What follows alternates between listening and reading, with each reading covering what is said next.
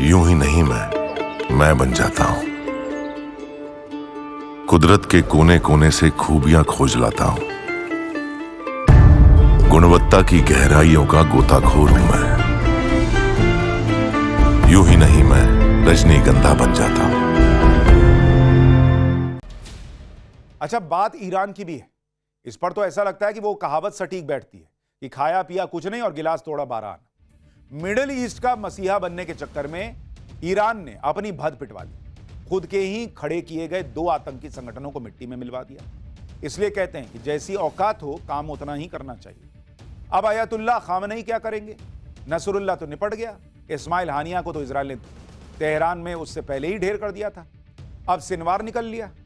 ये तो Islamic brotherhood की मीठी चाशनी में लपेटकर ईरान आतंकी जहरीली गोली दुनिया को खिलाने निकला था।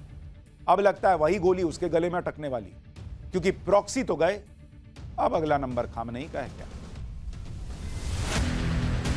फिलहाल तो सोशल मीडिया पर खामनेई को लेकर लोग चुटकियां ले रहे हैं, क्योंकि इजराइल के नाम पर मुस्लिम देशों को भड़काकर जिस कट्टरपंथी जहर को उसने मिडिल ईस्ट में उतारने की कोशिश की और प्रॉक्सी के जरिए इजराइल को निशाना बनाता रहा है, अब ये सच किसी से छुपा नहीं है। हालांकि 85 साल के आयतुल्लाह खामनेई ने कहा है कि हमास जिंदा है और रहेगा। उन्होंने आगे लिखा कि याह्या सिनवार के लिए, जिन्होंने इस निर्दयी दुश्मन के खिलाफ लड़ाई में अपना जीवन समर्पित किया, शहादत से कम कुछ भी अपमानजनक होगा। जिस याह्या सिनवार पर वार करने वाले इजराइल को ईरान के सर्वोच्च नेता खामनेई निर्दयी दुश्मन बता रहे हैं, उसी इजराइल ने अपने बच्चों, महिलाओं और दूसरे लोगों के साथ इस शैतान याह्या सिनवार के आतंकियों द्वारा की गई वहशी हरकतों को देखा था। सच ये है कि ईरान सिर्फ इसलिए हमास के साथ खड़ा है क्योंकि वो गैर मुस्लिमों पर हमले करता है। सिनवार को सबसे ज्यादा नफरत थी यहूदियों से, इसलिए इसे गाजा का हिटलर भी कहते हैं। यहूदियों को यातना के साथ मौत देना इसका शगल था। इस्लामिक आतंकी संगठन जैसे कि आईएस, हूती, हिजबुल्लाह वगैरह से हमास के अच्छे संबंध रहे।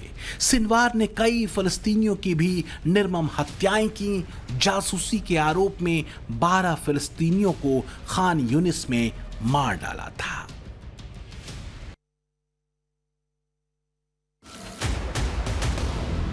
याह्या सिनवार भी वैसी ही मौत मारा गया। अंतिम वीडियो में बुरी तरह जख्मी याह्या सिनवार ने उसकी फोटो खींच रहे ड्रोन पर लकड़ी का टुकड़ा फेंका। इजरायली सेना से बचने के लिए सिनवार इस खंडहर में छुपा था। इस दौरान जब इजरायली सैनिक छापेमारी कर रहे थे, आईडीएफ ने 3 संदिग्ध लड़ाकों को देखा। आईडीएफ ने लड़ाकों पर गोलियां चला दी। सिनवार खंडहर के भीतर भाग गया। इसके बाद की ही ये तस्वीरें हैं जिसमें आईडीएफ ने खंडहर में ड्रोन भेजकर इस शख्स की पहचान करने की कोशिश की, और जैसे ही ये दिखा, इसके कुछ ही सेकंड्स के भीतर इजरायली सेना ने इस बिल्डिंग पर टैंक फायरिंग शुरू कर दी। महज कुछ सेकंड्स में हमास चीफ जिस बिल्डिंग में छिपा हुआ था, उसे उड़ा दिया गया। धर्म से बड़ा है राष्ट्र, यह बात इजरायलियों ने साबित कर दी। इजराइल को फोर्स में इजराइल के युवा, लड़के, लड़कियां, बुजुर्ग सभी अपनी मातृभूमि, अपनी अस्मिता, अपनी पहचान, अपनी जमीन के लिए लड़े। इसलिए लड़े क्योंकि उनके ऊपर 7 अक्टूबर को हमास के आतंकियों ने युद्ध किया। बच्चों और महिलाओं को मारा गया। और तो और जब इजराइल ने हमास के खिलाफ जंग छेड़ी तो उत्तरी इजराइल पर लेबनान से हिजबुल्लाह ने हमले शुरू किए।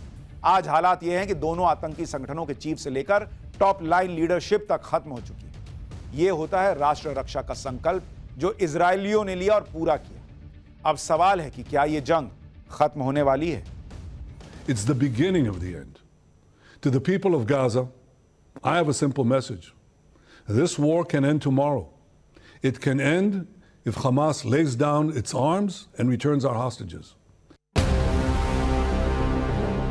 बेंजामिन नेतन्याहू ने अपने इरादे जता दिए हैं करीब 101 बंधक अभी भी हमास के कब्जे में हैं। गाजा के हिस्से में अभी और तबाही है या शांति, ये इस बात पर निर्भर करेगा कि बंधक रिलीज कब होंगे। सवाल यह भी है कि अब हमास का क्या होगा, इसका अगला चीफ कौन होगा।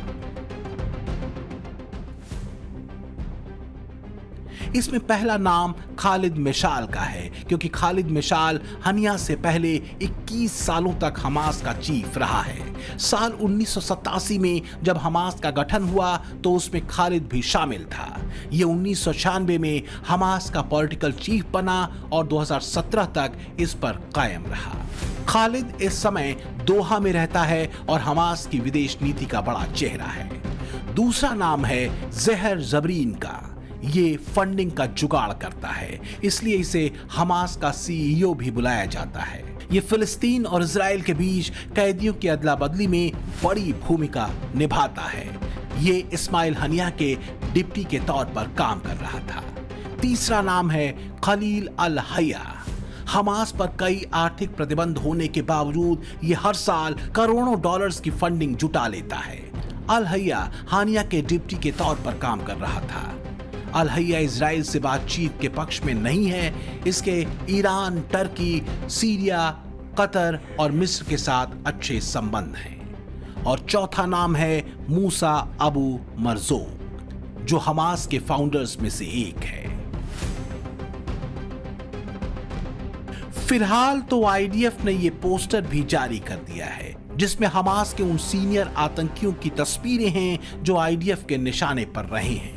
जिस आतंकी को मार दिया जाता है उसकी तस्वीर के आगे क्रॉस का निशान लगा दिया जाता है। अब इन तस्वीरों में कितने बचे हैं और कब तक बचेंगे, सबसे बड़ा सवाल तो यही है। ब्यूरो रिपोर्ट, टाइम्स नाउ, नव भारत।